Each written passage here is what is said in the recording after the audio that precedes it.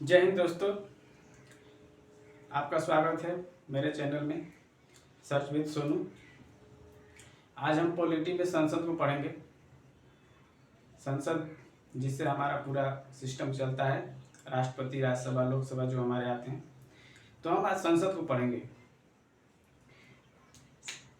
संसद किस आर्टिकल में आता है? पॉलिटी क्या है? आर्टिकल पे पहले तो आर्टिकल अनुच्छेद है, अनुसूची है, इस पे चलता है। तो संसद आता किस में है? तो 79 आर्टिकल नंबर 79 में कहा गया है कि भारत में एक संसद होगा। हमारे कॉन्स्टिट्यूशन में आर्टिकल नंबर 79 में कहा गया है कि भारत में क्या होगा? संसद होगा। भारत में क्या होगा? भारत के संविधान में एक संसद होगा। भारत के संविधान में क्या होगा? एक संसद होगा। अब संसद को 3 भागों में बांटा जाता है। संसद में कौन कौन आते हैं? तो राष्ट्रपति आता है, राज्यसभा आता है और लोकसभा आता है। राष्ट्रपति, राज्यसभा, लोकसभा, फिर हम इनको अलग अलग पढ़ेंगे। तो संसद में कौन आता है? राष्ट्रपति, राज्यसभा और लोकसभा। 1954 में जब हमारा देश आजाद हुआ था, उसके बाद 1954 में राज्यसभा का नाम राज्य परिषद था और लोकसभा का नाम जनता सदन था। क्या था? राज्यसभा का नाम राज्य परिषद और लोकसभा का नाम जनता परिषद था। संसद में 3 अंग आते हैं, राष्ट्रपति, लोकसभा और राज्यसभा। अब संसद क्या है? संसद है 79।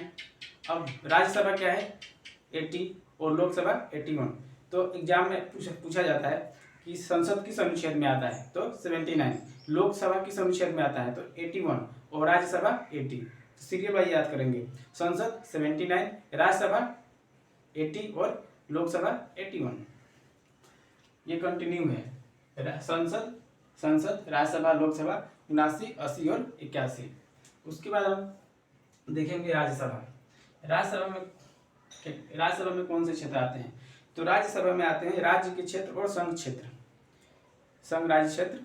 राज्यसभा में सभी राज्य के क्षेत्र आते हैं, सभी राज्य के क्षेत्र और संघ राज्य क्षेत्र। और ये अनुसूची 4 में है। राज्यसभा में सीटों का जो आवंटन किया गया है अनुसूची 4 से है। राज्यसभा में जो सीटों का आवंटन किया गया है वो किस अनुसूची में है? 4 अनुसूची में है। अनुसूची 4 में कहा गया है, उसमें बताया गया है कि राज्यसभा में सीटों की संख्या कितनी होगी। तो हम साथ में भी याद कर लेंगे। पहले राज्यसभा में कौन कौन से आते हैं? तो राज्य और संघ क्षेत्र आता है, इंडियन टेरिटोरी, राज्य और संघ क्षेत्र। और ये किस अनुसूची में कहा गया है कि संसद में कितने सदस्य होंगे? तो ये अनुसूची 4 में कहा गया है। उसके बाद राज्यसभा के सदस्यों की संख्या। राज्यसभा में टोटल 250 सदस्य है। राज्यसभा में टोटल 250 सदस्य हो सकते हैं, अधिकतम 250, इससे ज़्यादा नहीं हो सकते हैं। लेकिन वर्तमान में देखा जाए अधिकतम 250 हो सकते हैं, जिसमें 238 राज्य से और 12 मनोनीत होते हैं राष्ट्रपति से। राज्यसभा में मनोनीत कौन करता है? राष्ट्रपति करता है। बाकी कितने सदस्य करता है? 12 सदस्य को। राज्यसभा में सदस्यों को मनोनीत कौन करता है? तो राष्ट्रपति करता है। और कितने करता है? तो 12 को, 12 को करता है। और निर्वाचित कितने होते हैं? 238। ये संविधान में कहा गया है। लेकिन जो प्रेजेंट सिनेरियो है, वर्तमान में 229 ही राज्य से निर्वाचित होते हैं अप्रत्यक्ष रूप से, 4 संघ से, राज्य से 229 और 4 संघ से। राज्य से कितने होते हैं? 229 और 4 संघ से।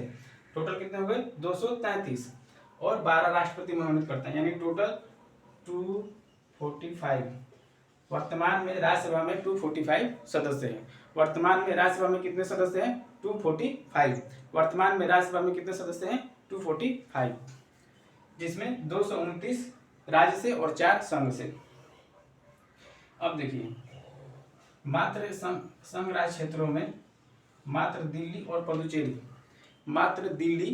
पुदुचेरी से ही, केंद्र शासित प्रदेश से ही सदस्य लिए जाते हैं, क्योंकि इनकी जनसंख्या ठीक ठाक है। और सभी जगह जितने टेरिटोरी है हमारे, उनकी जनसंख्या काफ़ी कम है, इसलिए वहाँ से सदस्य को नहीं लिया जाता, उनका प्रतिनिधित्व नहीं किया जाता, सिर्फ दिल्ली और पुदुचेरी में होता है।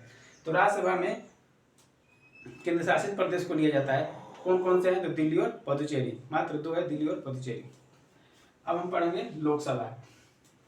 लोकसभा में सीटों की संख्या कितनी है? टोटल सीटों की संख्या जो संविधान में 552 है, जिसमें राज्य से 530, संघ से 20 और 2 एंग्लो इंडियन लिए जाते थे।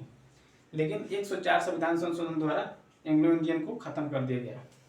104वां संविधान संशोधन द्वारा क्या किया गया, एंग्लो इंडियन जो नॉमिनेट होते थे उनको खत्म कर दिया गया। इनको कौन नॉमिनेट करता था, राष्ट्रपति करता था। अभी प्रेजेंट सिनेरियो में देखा जाए, प्रेजेंट में लोकसभा में कितने सदस्य हैं, तो प्रेजेंट में 530 राज्य से निर्वाचित होते हैं, 13 संघ से, और ये 2 नॉमिनेट होते थे, अभी खत्म हो गया, तो ये हो गया 543।